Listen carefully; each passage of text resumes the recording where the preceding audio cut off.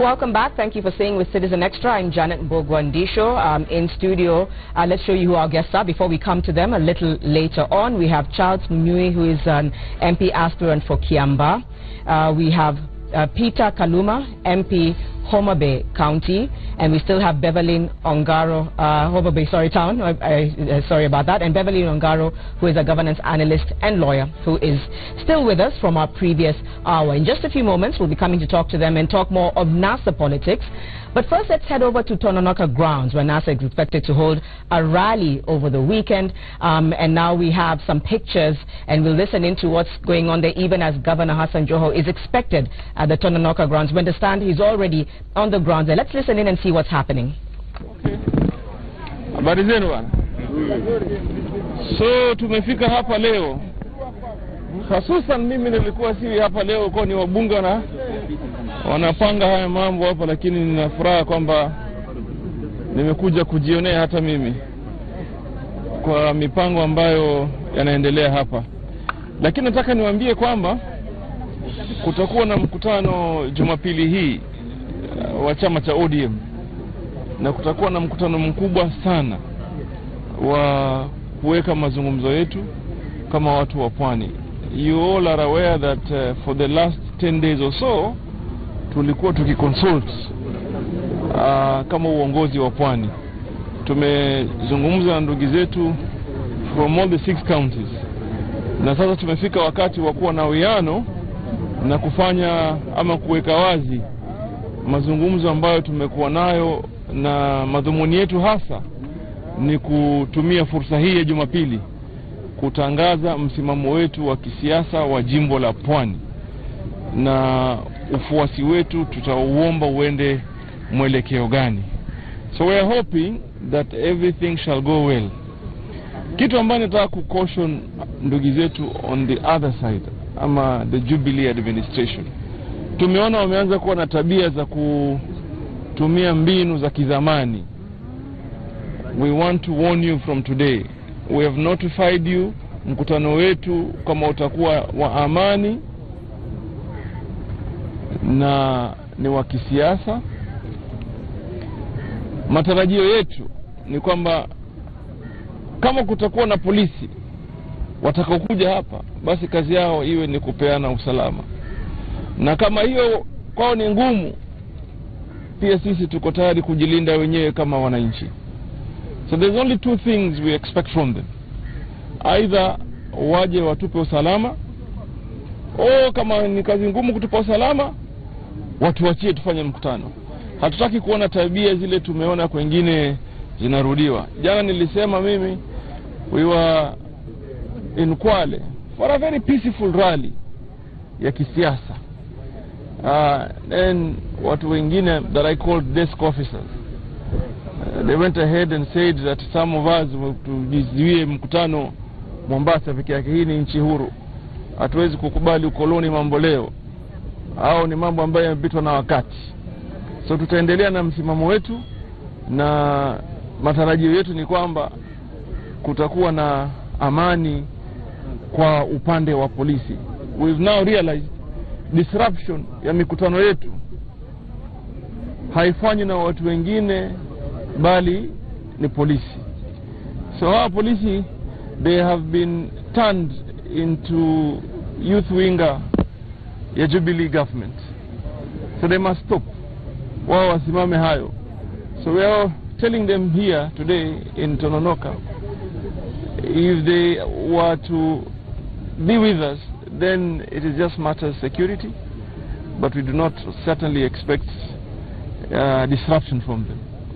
So tutakaa sisi hapa kama viongozi leo tuangalie kiwanja, but I think all is set. They will start mounting of the dais and other facilities probably tonight, ili watu wa Mombasa, watu wa Kilifi, Kwale, Taita Taveta and Tana River na Lamu waje waungane na sisi kama wa Kenya to ile coastal declaration. So nasema asanteni for your support as the media. Ngine mheshimiwa, kulingana na mkutano wa jana, Well, first of all, let us define kibali. And everybody is asking us the question whether we had a license. Who said, first of all, police is supposed to license a political rally or picketing or any gathering for that matter? We only notified the police, just like we have done here today. We notified them. And what is expected of them is to provide security.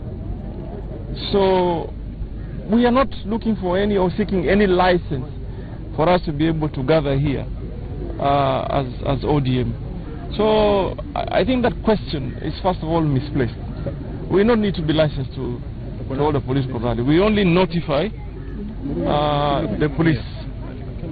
But even that said and done, just to show you that tumefanya, unaona hapa, we have written to the police to say this is to notify you of our intended rally to be held at Tononoka ground on the 26th of March 2017. Na wao wakaandika hapa, noted, acknowledged receipt and permission granted, but law and order to be maintained as we provide security for the occasion. You see, ile old school, who says first of all we're seeking their permission? You know. Ndio hiyo. Sinaona hapa nasema to permission granted. So you, OCS, we are not seeking permission. We are only asking them to provide security. And if they find that very hard to do, they can leave it. We will also handle it ourselves as the people, because we are peaceful people. We know very well how to secure our venues, our rallies. We want to have tranquility. We want our people to enjoy the day. Wapate ujumbe very, very clearly. So what is expected of them is only to provide security. Now I want to repeat, kama hiyo ni ngumu, wajipange na sisi tutambia vijana wetu wawe na amani tu. Wawe na nini? Amani. Sawa. 3 questions. Are you serious about that right now? Well, and I'm really happy so that we all learn how we're going to move forward together. I am encouraging Jubilee to continue their plans to hold their rally at Mvita grounds. That is really democracy. Wao wafanye yao na sisi tufanye yetu. And I hope they did not change their mind. It is important they can continue with their plans. So that sisi tufanye yetu na wao wafanye. We are comfortable as ODM because we know the distance between here and the Mvita ground. Tunataka wao wafanye na sisi tufanye. That should be a lesson, because the other time they literally cancelled our planned rally at Mvita ground because they were in Tononoka. But we are saying we want to encourage you, please. Let us show the rest of the country on how strong democracy is in the county of Mombasa. Ask all the 3 questions together, my brother. Well, you probably seem to have a lot more information than I do, because then, but me, I'm going to stick to what is the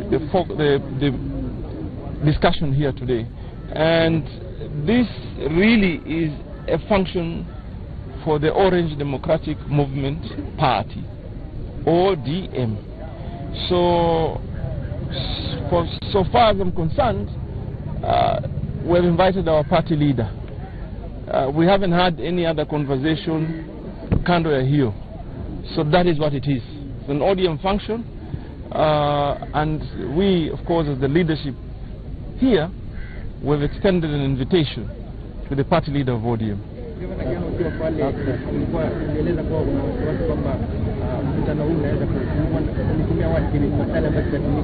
Tunawajua jamaa bana, jamaa mambo yao yashachanganya, wanchanganyikiwa, haoni mbele wala nyuma.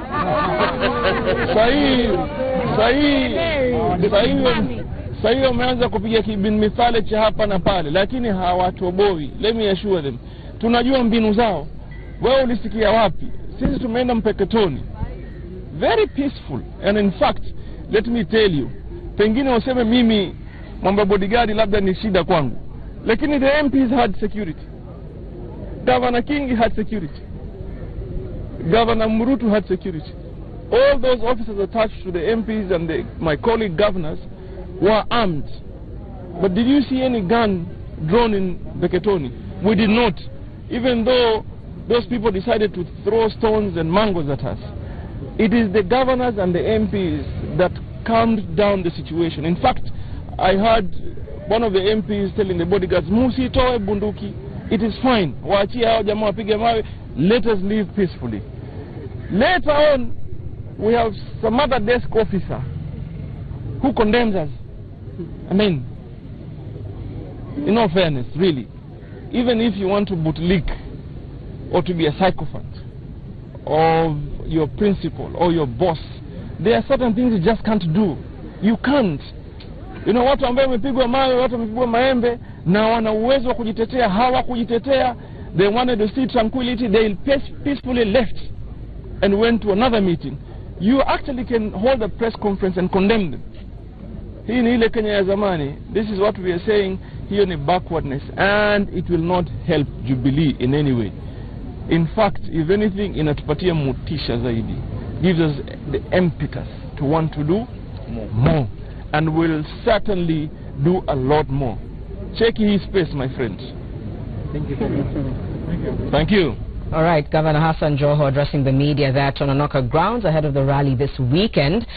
He said, among many other things, that they've been consulting for 10 days and that they wanted to show that Mombasa County is peaceful. And then he talked quite a bit about the police, and he's obviously had quite, at least recent, an acrimonious relationship with them, saying that they didn't ask the police for permission to hold the rally. They simply asked them for security, and that he wants to show people that democracy is strong in Mombasa, and also warning the Jubilee faction that if they were to attend in any way, they would come and wish them well and quietly come or leave them be, among the other things that he said to the media. Let me bring in our panelists in studio right now: Charles Munyui, MP Aspirant Kiambaa, and Peter Kaluma, MP Homa Bay Town, as well as Beverly Nongaro, governance analyst and lawyer. Peter, let me start with you and just your reactions coming out of that press conference with Governor Ali Hassan Joho, and what you took from it. Obviously, he talked about many things, which I've highlighted right now.